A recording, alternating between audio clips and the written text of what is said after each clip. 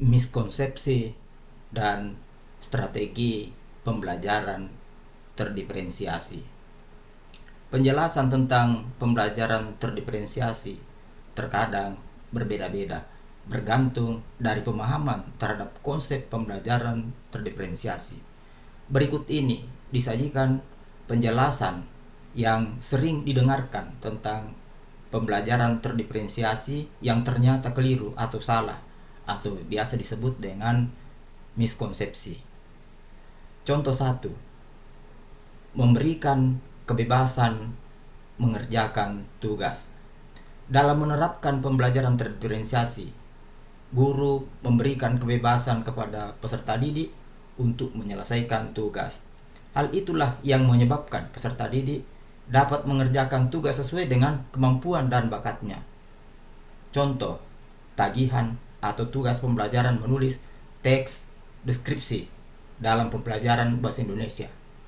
Peserta didik dapat menulis teks deskripsi jika peserta didik tersebut berbakat menulis. Akan tetapi, jika peserta didik tersebut tidak berbakat menulis, dapat saja peserta didik tersebut mendeskripsikan sesuatu dalam bentuk gambar, bukan tulisan. Alasannya, tidak perlu memaksakan peserta didik untuk menulis teks deskripsi karena peserta didik tersebut tidak berbakat menulis. Jadi, biarlah peserta didik tersebut menggambar. Kebebasan dalam belajar juga dapat dilakukan dengan melihat bakat dan minat peserta didik. Peserta didik yang tidak suka belajar teori, belajar praktik saja. Sebaliknya, peserta didik yang tidak suka belajar praktik, belajar teori saja. Contoh 2. Mengelompokkan peserta didik berdasarkan gaya belajarnya. Setelah asesmen awal non-kognitif, guru telah mengetahui gaya belajar peserta didiknya. Gaya belajar peserta didik selanjutnya dipetakan. Pada kegiatan pembelajaran, peserta didik dibagi menjadi 3 kelompok, yaitu kelompok peserta didik dengan gaya belajar visual. 2. Kelompok peserta didik dengan gaya auditori. 3. Kelompok peserta didik dengan gaya belajar kinestetik. Contoh 3. Mengelompokkan peserta didik berdasarkan kemampuannya. Dalam pembelajaran, peserta didik dikelompokkan menjadi 3 kelompok, yaitu kelompok peserta didik yang pandai, kelompok peserta didik yang tidak memiliki peserta didik yang memiliki kemampuan yang sedang,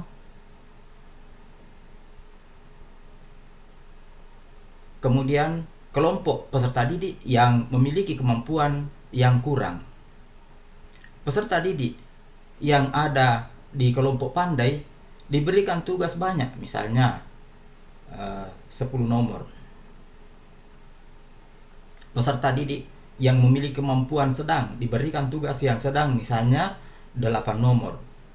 Peserta didik yang memiliki kemampuan kurang atau peserta didik yang kurang pandai hanya diberikan tugas yang sedikit, misalnya 5 nomor. Ketiga contoh pembelajaran terdiferensiasi, contoh 1, contoh 2, dan contoh 3 yang telah disampaikan tadi merupakan contoh pembelajaran terdiferensiasi yang salah kaprah atau lebih dikenal dengan miskonsepsi. Kesalahan pemahaman akan pembelajaran terdiferensiasi pada ketiga contoh di atas dipaparkan berikut ini. Contoh 1. Memberikan kebebasan mengerjakan tugas. Misalnya, peserta didik yang memiliki bakat menulis dalam pembelajaran bahasa Indonesia harus mengerjakan tugas menulis teks deskripsi. Sedangkan peserta didik yang tidak berbakat menulis teks deskripsi bisa saja mendeskripsikan sesuatu melalui gambar, merupakan miskonsepsi. Apabila pembelajaran menulis teks deskripsi, peserta didik harus menulis teks deskripsi. Tidak dibolehkan peserta didik menggambar. Peserta didik harus mendeskripsikan sesuatu dengan kata-kata dalam bentuk tertulis. Jadi, peserta didik yang tidak dapat mendeskripsikan sesuatu dengan kata diberikan alat bantu atau biasa disebut dengan scaffolding. Misalnya, digunakan teks yang dirumpangkan atau digunakan kata bantu di awal kalimat. Peserta didik melengkapi atau melanjutkannya.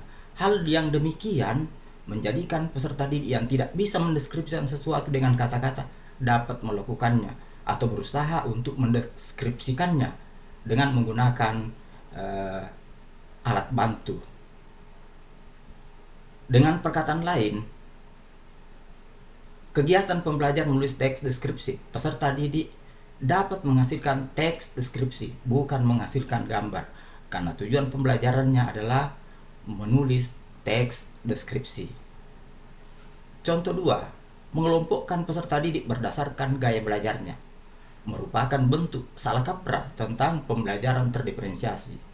Setelah gaya belajar peserta didik diketahui, guru membentuk kelompok yang di dalamnya terdapat ketiga gaya belajar tersebut. Contoh, kelompok 1, ada peserta didik yang memiliki gaya belajar kinestetik, ada yang memiliki gaya belajar auditori, dan ada pula peserta didik yang memiliki gaya belajar visual.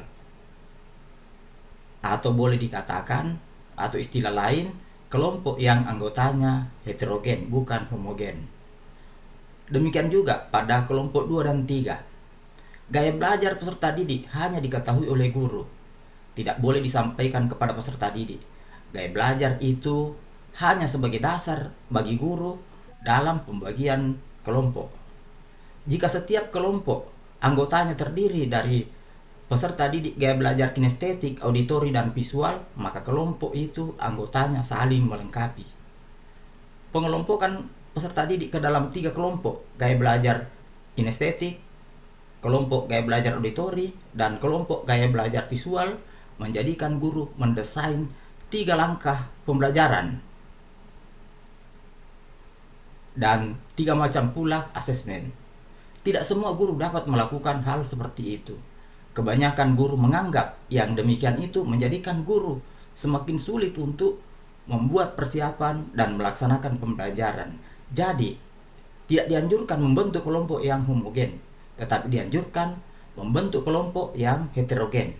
Artinya, setiap kelompok ada anggotanya yang memiliki gaya belajar visual, gaya belajar auditori, gaya belajar kinestetik. Kalau hal ini dilakukan, maka setiap anggota kelompok saling bekerja sama dan saling memotivasi untuk menyelesaikan tugas kelompok. Kelompok yang paling sulit dikontrol adalah kelompok kinestetik, karena biasanya peserta didik dengan gaya belajar kinestetik suka berpencar ke kelompok lain, sehingga biasanya tidak berada di kelompoknya. Kelompok kinestetik pergerakannya cepat, sulit dikendalikan oleh temannya sesama kinestetik. Mereka sama-sama senang belajar dengan bergerak.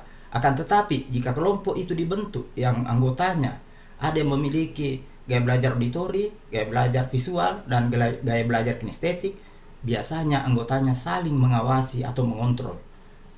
Dalam kelompok yang heterogen itu, peserta didik dapat berkolaborasi dan saling melengkapi sehingga tugas kelompok dapat diselesaikan. Contoh 3, mengelompokkan peserta didik berdasarkan kemampuannya merupakan bentuk pengelompokan yang salah kaprah atau miskonsepsi. Sebab pengelompokan tersebut ada kelompok yang dapat mengerjakan tugas, ada juga yang tidak bisa mengerjakan tugas. Idealnya dalam pembentukan kelompok, anggotanya ada peserta didik yang pandai, ada yang sedang, dan ada yang kurang pandai. Pembentukan kelompok seperti itu menjadikan peserta didik bisa saling membantu dalam satu kelompok, tutor sebaya, sehingga tugas kelompok dapat diselesaikan. Hal itulah yang menjadikan tugas untuk setiap kelompok itu harus sama jumlahnya, misalnya 10 nomor, dan tugas itu dapat diselesaikan bersama-sama. Tomlinson menyatakan bahwa pembelajaran terdiferensiasi adalah serangkaian keputusan yang masuk akal yang dibuat oleh guru yang berorientasi pada kebutuhan belajar peserta didik. Jadi kalau keputusan yang diambil oleh guru tidak masuk akal, maka hal itu bukanlah pembelajaran terdiferensiasi. Contoh, kalau peserta didik tidak suka belajar teori, hanya suka praktik, dan guru memenuhi keinginan peserta didik itu untuk belajar praktik saja, padahal ada capaian pembelajaran yang muatannya teori, dan ada pula capaian pembelajaran yang muatannya praktik. Kedua jenis capaian pembelajaran itu harus diajarkan.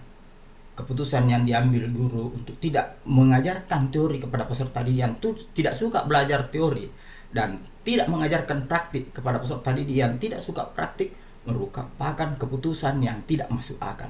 Dengan demikian, pembelajaran yang dilakukan oleh guru tersebut bukanlah pembelajaran terdiferensiasi sebab tidak masuk akal.